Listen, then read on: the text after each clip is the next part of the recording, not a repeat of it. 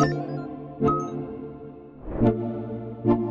at the SRA's 2023 here in Exeter, and one thing that's massive in radio is the versatility of how many roles there are, and one of the biggest roles, most important as well, is that of the producer. So I'm here with Tom and Jenny from Radio 1, who are both impact producers and show producers for the station, who are going to help us understand what there is to being a radio producer. So the first question is, other than giving us a kick on the arse for not missing the news ramp or something like that, what is there within radio production that people don't expect there is? I'll go with structure, and it's something that I didn't know about until I started working a few years ago with more experienced producers.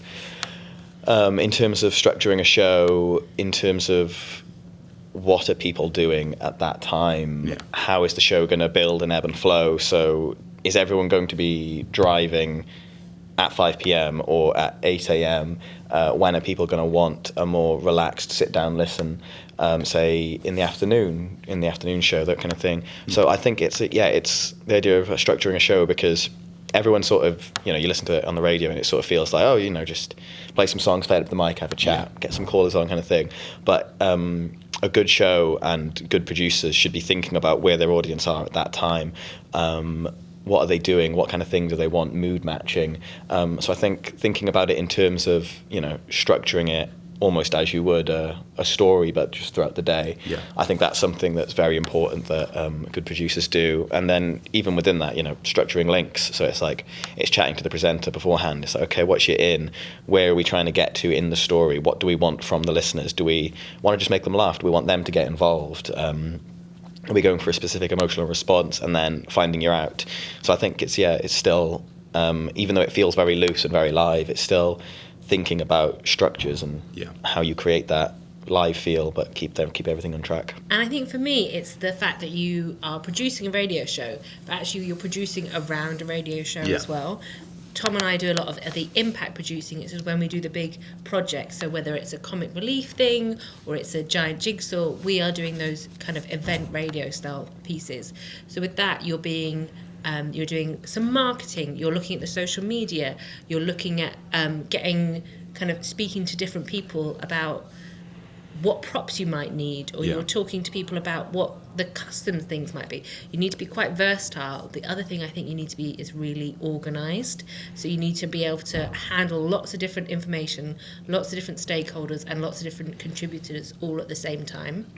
Yeah, because that's one thing I found really amazing to learn from having worked for both of you is, as you say, there's the nuts and bolts of a radio show that builds the structure and where do you want to go with each link, but then there's also the people managing side of it where of course you're looking after presenters who are stressed about whether they're going to do something right, or sometimes we just cock up and then we turn to you and be like, how do we fix this, which when we say we sometimes go, tell me how to fix this please. And there's obviously great enjoyment in being part of a team to build something that's really well recepted and really good. And at what point in your careers of starting to become producers or go into that way did you realise, actually, although there's the nuts and bolts, the admin and the people managing side of it, it all comes together and I really like doing this? I guess it was when I started doing some work at Radio 1, because at student radio, everyone is a presenter and everyone is a producer because you're basically the only person working on your own show. And I always enjoyed the coming up with ideas element of it way more than I did the actual presenting of it. I was an awful radio presenter, but I like to come up with ideas and I like picking music and I like that part of it. And then when I started doing my internship at Radio 1 and seeing all the behind the scenes kind of things, it was just all, it's all just fun problem solving. Yeah. It's all just like, okay, how do we make a jigsaw work on the radio, that kind of thing. Yeah. It's like, how do we do this, but on the radio, how many different stakeholders do we need to get this all to line up? And it's just fun problem solving, fun ideas with like lots of creative people. So I think it was just so stimulating, just seeing all the different people that come together and come up with fun ideas to make something work behind the scenes. So I guess it was first an actual experience of producing rather than just producing myself. And yourself, Jenny, you've worked on huge projects in radio throughout your career. Is it always been that for you, that you've always been like, I just love doing big, massive ideas and I just want to throw them out into the open and see how they stick? I got into it in the like daily show structure. So I always loved that. I always loved music. But over the course of my career, I've definitely started to enjoy that kind of project management side of things.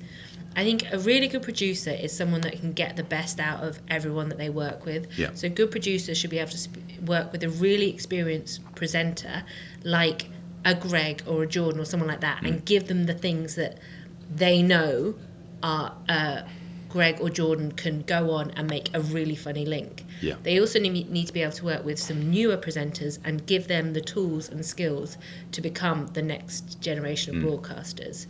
But it's also a skill that they need to be able to do for callers, for contributors, for people that are coming in to be interviewed. You want to create an environment and an atmosphere where everyone is able to achieve their best. So I actually think you need to be a really good kind of people manager in like a quite uplifting, motivating way. And I think sort of recognizing maybe your limitations a bit, but where other people in the team might have really good things. So for example, when you're working on a project, Jenny's one of the best problem solvers. If you want something done, Jenny is one of the people that will always get it done and smashing it. Then there's other people where if you want like the real genesis of the idea, like say Chris, who works in the Breakfast Show, if you want something completely mad to start off with, Chris is amazing at that. So it's like working with a team and getting all those different bits together and realizing where you can like refer to someone else and like all come together with your own separate skills. Yeah, and with building an idea, where do your plans start? Because when I get like a little ding in my brain, I write notes down on my phone, and then a lot of shows I do is self-produced still, and then I think, how can I make this best, but not necessarily without feedback? Do you just immediately run to a group chat, run to, I don't know, studio, we need to do this immediately? And what are those rogue ideas that sometimes you think will be really good, but didn't turn out the way you wanted to and stuff? For me, when it comes to ideas generation, I definitely work best in a group. Yeah. Like I love the idea that someone can have half an idea and then someone else builds on it and then someone else says this and someone else says this. In fact, Tom and I have talked about the yes and principle, which is an improv comedy thing where you never deny an idea, you always add to it. So it's yes, brilliant. And we could also do this. So I love the idea of building something as a group. So if you're in a student radio station, there'll always be people around to bounce some things. I wouldn't be precious about your ideas or keeping them to yourself. I would be very generous about sharing your ideas with other people and also helping other people with their ideas and giving them feedback and giving them suggestions and working kind of collaboratively together. Because if your idea might not be the one that gets used, but it could be the thing that sparks the idea in someone else that then turns into the full idea. So it's all about not being too precious and about bouncing things off each other. And that leads me into my next question, which essentially is, we've all been in those moments of running. I remember a meeting with yourself, Tom, and I was like, I want to do this, and you're like, how's it gonna land? And it's that big final question, like, where do you want this to end? I was like, I don't know, I just want a chocolate bar at a hotel. I remember that. And I can see the stress now. And with taking the yes and approach to things like that, if someone comes to you with an idea that you're not necessarily sure will immediately work, is it a case of trying to immediately develop it, or do you just sometimes have to just rip the Band-Aid off and be like, this isn't going to work at this point? I think it's just chatting it through, because I think did we turn that into asking the listeners to guess if you ate the chocolate bar? Yeah, that was it, wasn't it? So I think it's just chatting through it, and I think with radio, a good thing to do is just, are you interested in chatting about it with your friends? Yeah. Can you imagine chatting about this in the pub? So when we're trying to pick, say, for an Is It Just Us feature or Ask the Nation and Breakfast, if we as a group start chatting about it just because it's fun to chat about, that's the bit that it is. Yeah. So I think it's just like, again, someone's got the idea, and then you just chat about it and see where it goes. And maybe it's not even thinking about how it's going to sound on the radio at first. It's just getting to the core of like, why is this funny, or why is this going to get people talking, and then from there you can build it out. So I think just chatting through it just for the sake of it sometimes. Everything's a brainstorm. Yeah. And Jenny, when it comes to executing huge ideas, you've just done your keynote here where you were talking about elements for the giant jigsaw, getting caught up in bureaucracy and things like that. And what the weird, very almost unexpected hurdles you come across as producers just day to day that you need to combat? No day is the same. Yeah. So I think there isn't something that you always need to prepare for. You need to have enough flex in your planning that if something goes wrong, you can deal with it. Often we find on our big projects it's the weather. It seems every time we do a project, there's an extreme weather warning, hot, cold, wind, snow, whatever. We've had to deal with it.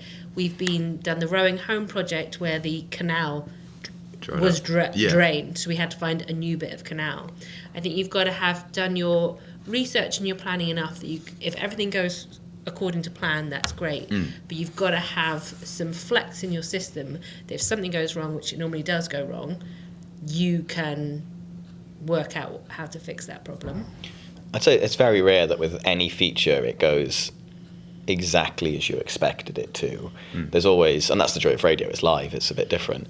And it can be like day-to-day things of like somebody who promised they were going to answer the phone for a feature decides they don't want to do it, just not picking up the phone, or they pick up the phone and the phone line is awful and it's just not going to work, that kind of thing. Something that you thought was going to get loads of text response, for some reason, whatever reason on that day, doesn't. It just happens sometimes. Sometimes everyone's in a bad mood and they don't want to text in. Like that kind of thing will happen. So I think it's just figuring out sort of as you go sometimes how it's going to work, and that's fun sometimes. It's really fun figuring out something live and on the spot, and just sort of backing yourself that you'll be able to figure something out, and you can always just play another song. If you run out of things to say, play another song. My favourite thing is when you're doing something, and actually you get a text and you're like, oh no, that's better. That's what we should be doing. Signpost 100% different way. Let's go for that instead. That is what my favourite bit about radio is, because you're never going to get that on TV. You're not going to get that in print. You're not going to get that anywhere else but radio. And it also is that appreciation that our audience are funnier than we could ever be. They have the best ideas. So making that part of your productions and your shows.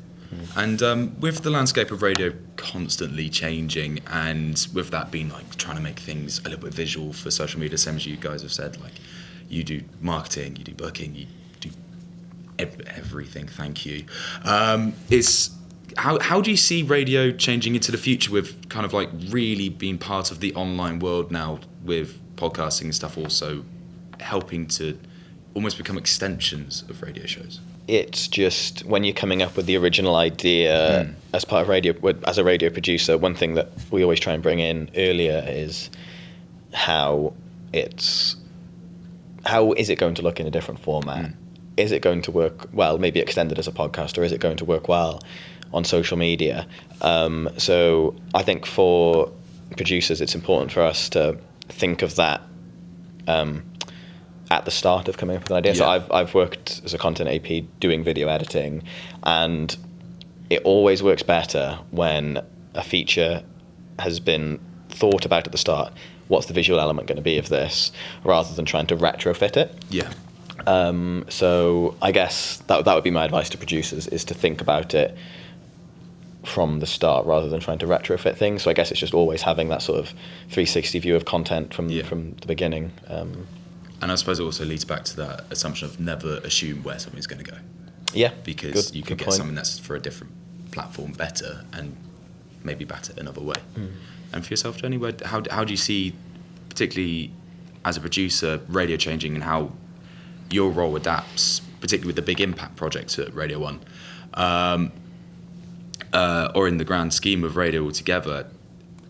How vital are the big payoffs that you, as you said earlier, you spend about 3 months planning each time? I think those impact projects, that event radio, works really well in the live format, and it celebrates everything that live radio is. It's immediate. There's a collective experience, and for live radio, it's brilliant. What I think about the expanding audio world, actually for us as producers or presenters, it's brilliant because it means that over the course of your career, which is hopefully a long one, you can work on so many different projects because there are so many different audio products. Yeah. You can do an in-depth storytelling podcast. You can do live event radio. You could go work on a sports podcast or show. Like, having that breadth of audio product available is only exciting, and I think will lead to better producers because they're able to do so many different things. For someone who's breaking into the industry as a producer, because as a presenter it's very easy to say demo, feedback, return, demo, feedback, return. It must be a very kind of different journey for you guys. What advice would you give to a young student who absolutely loves just doing random things on, or getting their presenters to do random things on? How would you suggest to them that they progress to keep on going? I guess it would be a sort of combination of two things. Of if you're going into production, if you're applying for something, if you're applying for a BBC internship, or you're handing your CV to a independent company or something like that, is show that you want to do production. Yeah. So talk about if your show. If you're probably presenting your own show if you're doing student radio, but you're also producing it. So talk about the production elements of it. Yeah. Talk about the little things that you did. Maybe you did an edit. Maybe you sourced a guest. All those kind of things. So just make sure that when you're applying for something, like if it's a production, talk about the production thing. Show that you want to do the behind the scenes work, and talk about those experiences that you've got there. Because you get so many people who would apply for it, but all their stuff is, I don't know, presenting or playing music or kind of things like that, and they might be really experienced at it, might be really good at it, but if you're looking at the job application, but they don't actually really want to do production. Show that you want to do production and that you've worked on things like that. And also, especially for the entry level ones, show that you're passionate about radio and music and making content and doing fun things. So that's the main thing that we're looking at with the entry level jobs, is people that want to work in production, that want to work here, and that have got loads of passion for it and the music and why things like that. Because everything else, you might not know the rules about getting a caller on, or what you can and can't say before 9 p.m. or certain edits and stuff like that. We can teach all of that. But what we want is to see you really care about radio, you've got the passion for it, and you want to work in production. So I'd say focus on those two things and doing things that show that. Yeah, I'd say it's actually really similar. I think you need to show enthusiasm for the shows you're doing. When you've got new people coming through, you want them to be excited about the content that you're making as well. You don't want to be kind of bringing them through. Often when you're coming up, you might be doing kind of admin tasks or something that feels a bit mundane. But if you can be detailed orientated enough to deliver those well, and then be able to offer some ideas for the show or ways to do things better, that is really appreciated as the producer of the show, that you love all those new ideas and you want to see that kind of enthusiasm from people. Excellent stuff. Tom, Jenny from BBC Radio 1, thank you. Oh, thanks, Seb. Thank you. And just before you go, have you ever thought about launching your very own internet radio station? Surprisingly, it's a lot easier than you may think, especially when you make the time to chat to myself or a member of the Radio.co team. To do just that, head to our website, Radio.co/demo, where I can talk about your plans, any questions you may have, and me and the team can really get you up to speed in launching your own internet radio station in literally minutes. It couldn't be easier. Why not check out some of our webinars, tutorials, help guides situated around me? Or why not visit our website, Radio.co, or even drop me an email, studio@radio.co. Until next time, take care and happy broadcasting.